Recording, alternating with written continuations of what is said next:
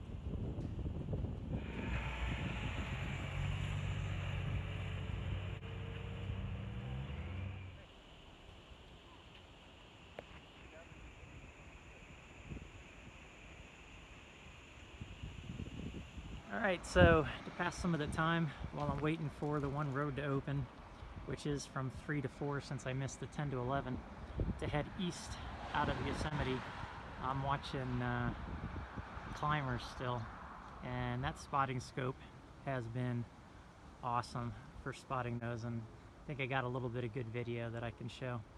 So yeah, I'm just going to hang out here for a little bit longer and maybe make something to eat. Wait for 3 o'clock. I think it's only about 12 right now. Maybe I'll drive around a little bit more or take a walk or something, I don't know. So yeah, it's a good pastime.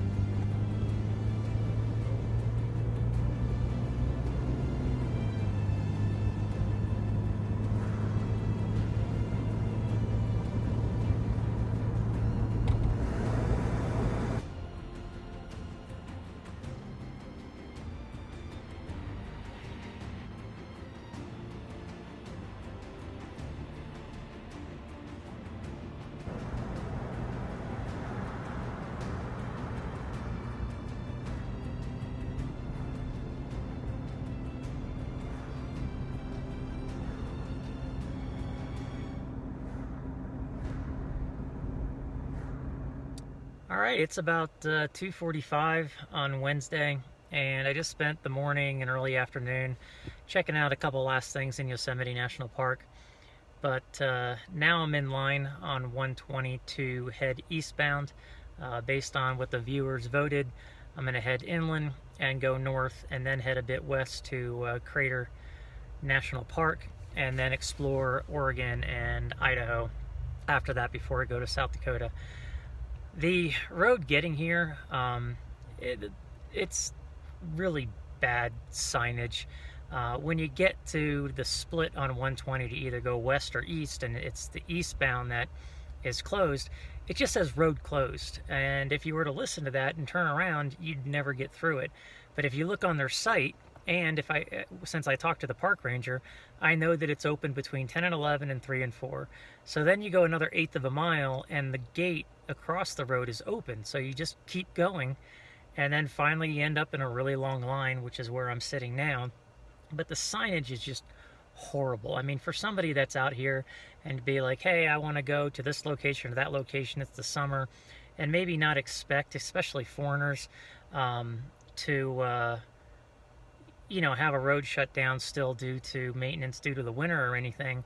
I mean, it's just really poor signage on the government's behalf, in my opinion. I mean, it's just, how hard is it to put up a sign that says open 10 to 11 and 3 to 4? It's just, it's not that hard.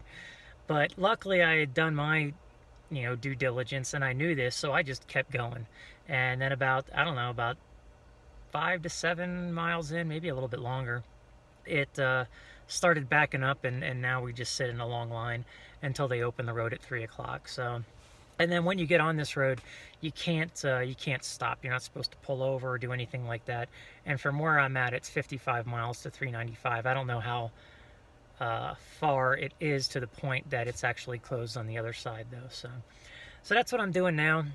I'm not sure where I'm staying tonight. I've been looking on iOverlander. It really depends on where this road opens up. If it opens up in a couple of areas that I'm eyeing, I might just stay at a boondocking site. Well, I always stay at boondocking sites, but I found a couple along this road that look kind of interesting. And if not, I'll just get on 395 and head north and figure out what I'm doing then. So that's the plan. And so now I sit and wait.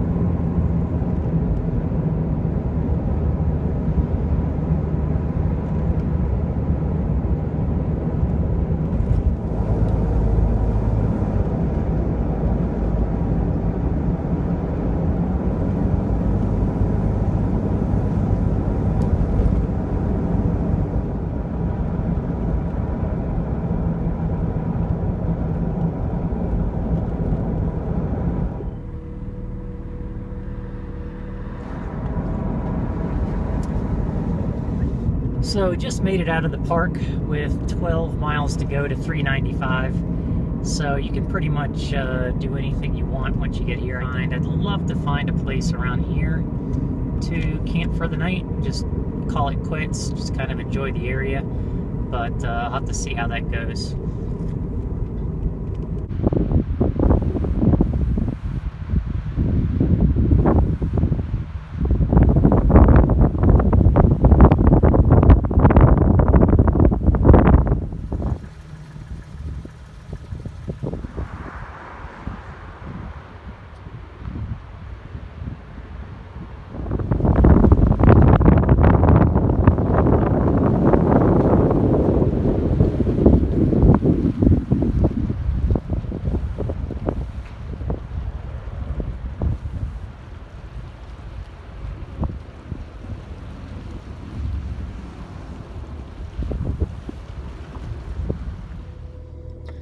Just took some pictures, and it is pretty chilly out there. We're at 9,700 feet about, but I'm glad I went this way because I found snow again.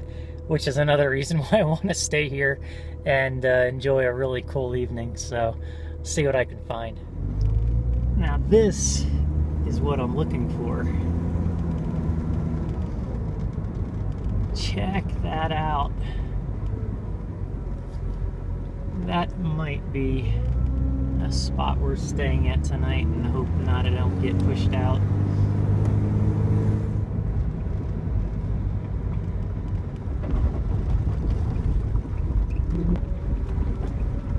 So this was a spot on Overlander, but it kind of ends here because the snow is too high and can't park there. But I'm gonna go take a look around. The road does continue over there, and just see what's out here. Or maybe not. I mean, I could go over there and take a look at the water, but I'm already sinking, and I changed into my sneakers because my boots were hurting my feet. So for that reason, I'm going to go back and snag that one spot back there before somebody else does. Alright, so the spot down here, the view is just too amazing to not at least give it a go. We'll see what happens. And if so, I just move on. No big deal. In Yosemite, it wasn't worth giving it a shot because it wasn't really looking forward to a certain spot or anything like that, but this is just, look at that, that's crazy.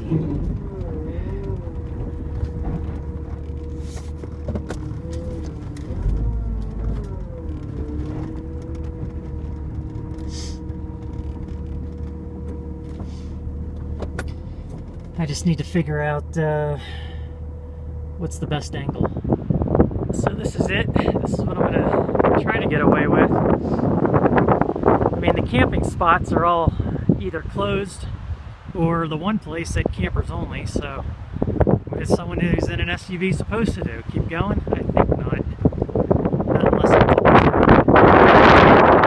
unfortunately is way too windy to launch the drone if I make it that far. But this will be the view out of the back hatch. That's the view out of the side. Just amazing.